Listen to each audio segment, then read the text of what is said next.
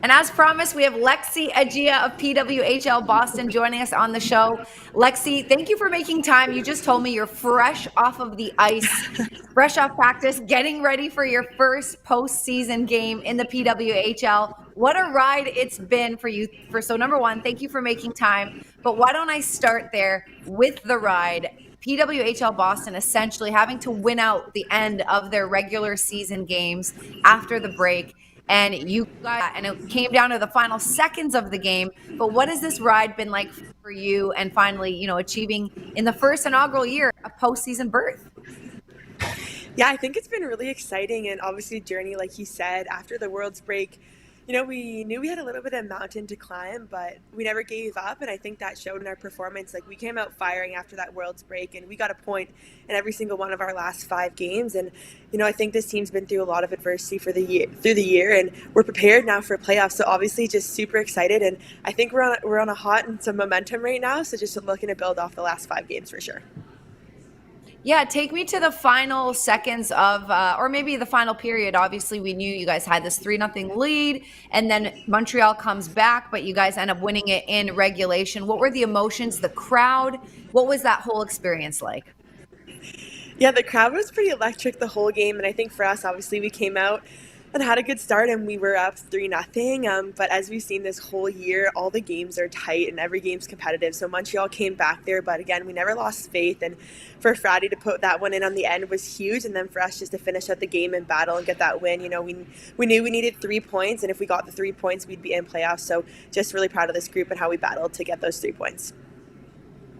Yeah, so I didn't have a chance to tell you when we chatted off air, but I am a fellow Canadian living in Boston now.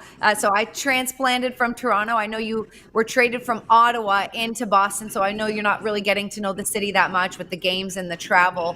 But what was that whole experience like? There's drafts, there's gonna be trades as this league continues. Take me through, moving in the middle of a season, joining a new group of women. How has that, played out, and how have you adjusted?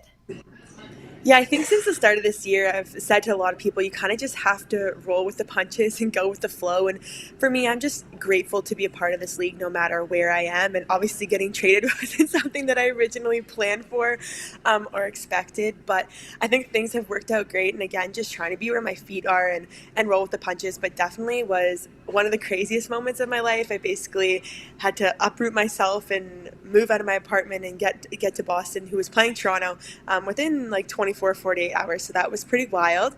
But I've been settled here for a little bit and have been loving Boston so far.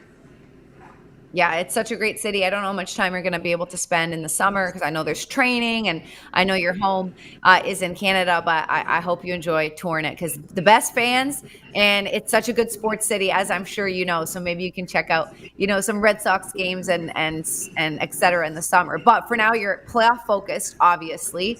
That Yes. being said, I went through some of your social media. We talked about this also off air before I even got to know you today. Reposted something you shared a while back to this weird audio about a woman who was kind of coaching other women on how to dress to, appeal to a man. And you kind of got dressed in your hockey gear and these like big bulky hockey pants. Your hair is in a ponytail.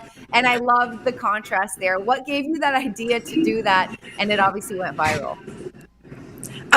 I think for me, it's just trying to be creative and show that there are two sides to myself. And if someone was to see me off the ice, maybe not right now because I'm fresh out of practice, but other times, I'm a little girly, like I have my nails done and stuff. But I think for me, it's just to show that like being a hockey player and being an athlete is also still beautiful, even if we're decked out in gear. So for me, that's where the idea kind of came, and glad people liked it and it resonated with some people.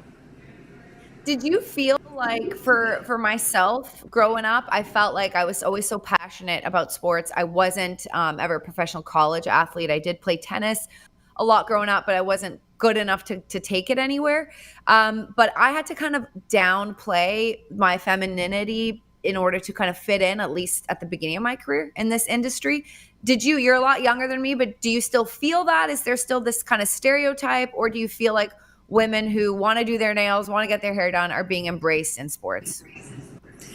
I think there still is a little bit of that stereotype, but I think that's one of the barriers that myself personally is trying to break. And my whole personal brand is kind of, you can do both if you want to do both. So for me, like, I'm that girly girl off the ice, but I'm the fierce competitor on the ice, and kind of two different people that are also the same person. So just trying to show that if that's what you want to do and if that's who you want to be, then it's okay to do that.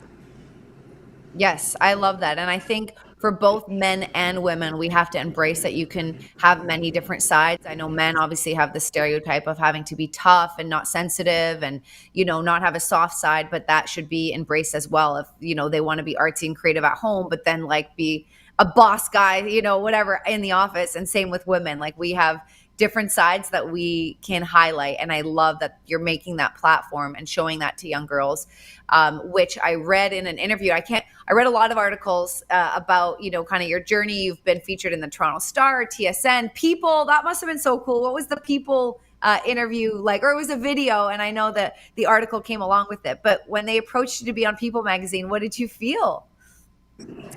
I was surprised and a little shocked at first.